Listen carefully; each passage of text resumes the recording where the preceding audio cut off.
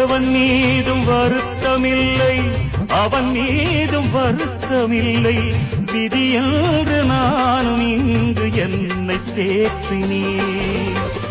பெத்து போட்ட தாயும் விட்டு போனதோடு பற்றில்லாமல் வாழ கற்றுக்கொண்டதோடு எத்தனையோ பட்சி வந்து தங்கி செல்லுது. அவை ஒன்றுக்கொன்று சொந்தம் என்றால் சொல்லிக் கொள்ளுது. நான் பிறந்தது தனியா, மண்ணில் வளர்ந்தது தனியா, பிழைப்பது தனியா, உடல் உழைப்பது தனியா.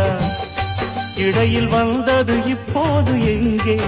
நான் சிரிச்சது தனியா, அழுதது தனியா, உறவுகள் அப்போது எங்கே? பாய் விரிச்சது தனியா, படுத்தது தனியா, வரவுகள் அப்போது எங்கே? அடி தந்தன தன்னானாதான